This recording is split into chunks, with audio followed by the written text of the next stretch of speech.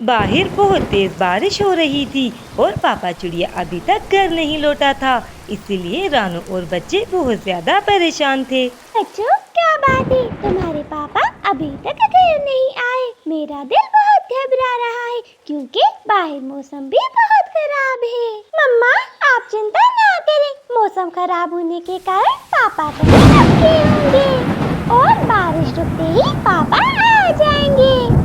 गुड़िया अपनी माँ को समझाने की कोशिश करती है, मगर न जाने क्यों रानू चिड़िया का दिल बहुत ज्यादा बेचैन हो रहा था। इधर बारिश देखकर मानो चिड़ा एक पीपल के बहुत बड़े पेड़ की शाख पर बैठ जाता है और मौसम के ठीक होने का इंतजार करने लगता है। अरे बाप रे, आज तो मौसम के तेवर बहुत ज्यादा खराब दिखाई दे रहे हैं। अब मैं घर कैसे जाऊंगा, क्योंकि इतनी तेज बारिश में उड़ना भी खतरे से खाली नहीं होगा। मगर मुझे कुछ न कुछ तो करना ही होगा, मेरा परिवार मेरे लिए चिंतित होगा। वो अपने लिए कुछ न कुछ कर लेगा, ये सोचकर वो वहाँ से चल पड़ता है। उड़ते उड़ते मानो चिड़े को सामने एक ऑटो रिक्शा दिखाई देता है। वो उसके पास आ जाता है। उस ऑटो रिक्शा का ड्राइवर एक कबूतर था। वो मानो चिड़े को देखता है और कहता है, हाँ चिड़े, बताओ कहाँ जाना है तुम्हें, मैं तुम्हें अभी पहुँचा देता हूँ। भैया, मैं दूसरे जंगल से आया हूँ और अब मौसम बहुत खराब हो चुका है, क्या तुम मुझे दूसरे जंगल पहुँचा सकते हो? मगर मुझे तुम्हें देने के लिए पैसे नहीं हैं। नहीं भैया नहीं, अगर तुम्हारे पास पैसे नहीं हैं तो मैं तुम्हें अपने ऑटो रिक्शा में नहीं बिठा सकता। देखो कबूतर भैया, मेरे छोटे छोटे बच्चे मेरा घर पे इंतजार कर रहे होंगे, तुम कृपया करके मुझे यहाँ से ले चलो। नो बाबा नो, इस महंगाई के दौर में अगर मैं फ्री में ही चक्कर लगाता रहा तो मुझे क्या फायदा होगा। मानो चिड़े के लाख मन्नतें करने के बावजूद कबूतर नहीं मानता। मानो चिड़ा निराश होकर वहाँ से चला जाता है। हाय, बहुत भूख लगी है, आज तो कोई शिकार भी नहीं मिला, ये घोंसला भी खाली है, मैं तो भूख मर गई। इतने खराब मौसम के बावजूद मानो चिड़ा घर को जा ही रहा था कि अचानक उसे आसमानी बिजली लगती है और घायल होकर वो जमीन पर गिर जाता है। जब राजू चिड़ा जमीन पर गिरता है तो अचानक ही उस लोमड़ी की नजर राजू पर पड़ती है। अचानक ही एक चिड़िया को जमीन पर गिरा देखकर वो लोमड़ी तो खुश हो जाती है। वो दौड़ते हुए अपने शिकार की तरफ बढ़ती है। अरे वाह रे वाह किस्मत, आज तो खुद चलकर शिकार मेरे झोली में गिर गया, अब तो मैं इसे मजे से खाऊंगी। छोड़ दे मुझे जालिम लोमड़ी, मेरे छोटे छोटे बच्चे मेरा घर पर इंतजार कर रहे हैं, मुझे जाने दे। मगर वो जालिम लोमड़ी मानो चिड़े की एक नहीं सुनती। वो देखते ही देखते उसे खा जाती है। ये सब कुछ अपनी गुफा के बाहर बैठा हुआ एक मोर देख रहा था। इस जालिम लोमड़ी ने एक बार फिर मासूम पक्षी की जान ले ली, ये ऐसे बाज नहीं आएगी, ऊपर वाला इन मासूम जानों का बदला जरूर लेगा। जब काफी देर हो जाती है और मानो चिड़ा घर नहीं लौटता तो उसे ढूंढने के लिए रानो चिड़िया निकल पड़ती है। उड़ते उड़ते रानो चिड़िया एक जगह पर पहुंचती है जहां पर उसे एक पक्षी के कुछ पंख दिखाई देते हैं। पंख देखकर रानो चिड़िया के पैरों तले तो जमीन निकल जाती है, क्योंकि ये पंख किसी और पक्षी के नहीं बल्कि रानो चिड़िया के पति के थे। ये ऊपर वाले, ये सब क्या हो गया? लगता है किसी जालिम पक्षी ने गुड़िया के पापा को खा लिया। इतने में कहीं से चलता हुआ वो मोर भी रानो के पास आ जाता है। चिड़िया, मैं जानती हूँ ये काम किसने किया, ये काम एक शिकारी लोमड़ी का है। मोर, ये तुम क्या कह रही हो, ऐसा नहीं हो सकता।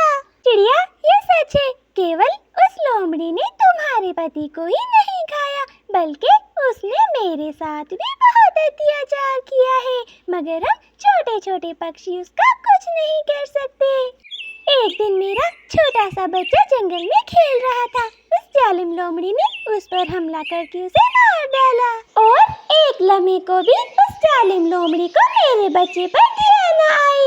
मगर तुम देखना, एक दिन ऊपर वाला उससे हमारा बदला जरूर लेगा।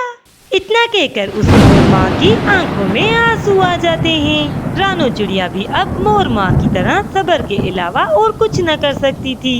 इधर वो जालिम लोमड़ी शिकार करने के बाद एक बहुत बड़े पेड़ के नीचे आराम से बैठ जाती है। चलो, आज का शिकार तो मुझे मिल गया। खाना खाने के बाद मुझे चोरों की नींद आ रही है, फिर जब सो के उठूंगी तो नए शिकार को ढूंढूंगी। इतना कहकर वो लोमड़ी गहरी नींद में सो जाती है। मगर वो ये नहीं जानती थी कि अब उसका अंजाम बिल्कुल करीब था। तेज हवा और तूफान के कारण एक बहुत बड़ा पेड़ उड़ता हुआ उस लोमड़ी के ऊपर आकर गिरता है और उस पेड़ के गिरने से तुरंत ही उस लोमड़ी की मृत्यु हो जाती है और इस तरह वो जालिम लोमड़ी अपने अंजाम को पहुंचती है। दोस्तों, सच कहते हैं, जालिम चाहे जितने जुल्म कर ले मगर एक न एक दिन वो अपने अंजाम को जरूर पहुंचता है। अगर वीडियो पसंद आए तो वीडियो को लाइक और चैनल को सब्सक्राइब करना ना भूलें। आपका धन्यवाद। रोनो बेटी, मुझे अपनी तबीयत कुछ ज्यादा ठीक नहीं लग रही। मुझे तो बहुत कमजोरी महसूस हो रही है। माँ, आप चिंता ना करें, मैं अभी जाकर बुलबुल डॉक्टर से पूछती हूँ कि उसने आपके लिए दवा बनाई या नहीं। ठीक है बेटी, मगर थोड़ा जल्दी आ जाना। ठीक है माँ, मगर आपने कल से कुछ खाया भी नहीं। मैं आते समय आपके लिए कुछ खाने को ले आऊंगी। फिर रानो चिड़िया बुलबुल डॉक्टर की तरफ निकल पड़ती है। रानो, मुझे माफ कर दो, मैंने अभी तक माँ जी के लिए दवा नहीं बनाई, क्योंकि दवा बनाने के लिए जो पौधा मुझे चाहिए वो कहीं पर भी नहीं मिल रहा। अगर मुझे तुम वो पौधा ला दो, मैं तुम्हें आज ही दवा बना दूं। अगर बुलबुल डॉक्टर, माँ की तबीयत बहुत ज्यादा खराब है, तुम मुझे कुछ तो बता सकती हो कि आखिर मुझे वो पौधा मिलेगा कहाँ। रानो, मैं तुमसे झूठ नहीं बोलूंगी, वो पौधा चील के इलाके में है और वहाँ जाना अपनी जान को खतरे में डालना है, इसीलिए तो मैं नहीं जा रही। मगर बुलबुल डॉक्टर, मैं अपनी माँ को इस हाल में नहीं देख सकती। मैं आज ही जाऊंगी और वो पौधा ले आऊंगी। इसके बाद रानो चिड़िया घर जाते समय थोड़ा सा दाना अपनी माँ के लिए भी ले जाती है। बेटी, क्या हुआ? आज भी बुलबुल ने मेरे लिए क्या दवा नहीं बनाई? हाँ, आप चिंता ना करें, आप ये दाना खा लें। बुलबुल डॉक्टर ने कहा है कल तक आपकी दवा बन जाएगी। रानो चिड़िया अपनी माँ से चील की बात छुपा लेती है, क्योंकि वो जानती थी कि उसकी माँ उसे खतरे में नहीं जाने देगी। फिर अगली सुबह होते ही रानो चिड़िया वो पौधा ढूंढने चील के इलाके की तरफ निकल पड़ती है। वो चील के जंगल पहुंच तो जाती है, मगर उसे वो पौधा कहीं दिखाई नहीं देता। रानो चिड़िया उड़ते हुए जंगल के बीचों बीच आ जाती है, मगर उसे वहाँ पर भी वो पौधा दिखाई नहीं देता। पता नहीं मैं कहाँ आ गई हूँ। मुझे जल्द से जल्द वो पौधा ढूंढना होगा, कहीं वो चील ना देख ले मुझे। चिड़िया खुद से अभी इतना कहती ही है कि उसे किसी की आवाज सुनाई देती है। कोई है, कोई है, कोई मेरी मदद करो, मैं इधर घायल पड़ी हूँ। ये आवाज तो पीछे झाड़ियों से आ रही है, लगता है कोई पक्षी घायल है। इतना कहकर रानो चिड़िया उस आवाज की दिशा में चल पड़ती है और उसे सामने एक चील दिखाई देती है जो पूरी तरह घायल थी। चिड़िया, मेरी मदद करो, मेरा पंख पूरी तरह से घायल हो चुका है, मुझे अपने घर तक ले चलो। चील को देखकर पहले तो रानो चिड़िया डर जाती है, मगर उसे इतना घायल देखकर रानो चिड़िया को उस पर दया आ जाती है।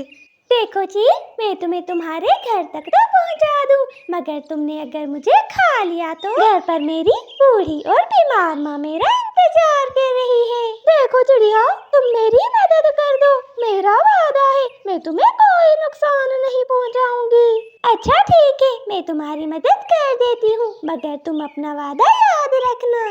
इसके बाद रानो चिड़िया चील को लेकर उसके घर पहुंच जाती है और उसके पंख पर पट्टी भी कर देती है।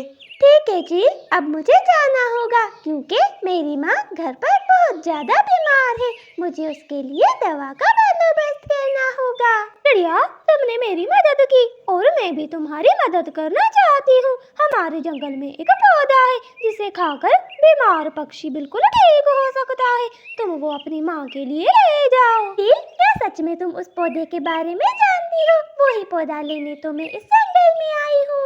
हाँ, जानती भी हूँ और अच्छी तरह पहचानती भी हूँ। चलो तो मैं तुम्हें उस पौधे के पास ले चलूँ।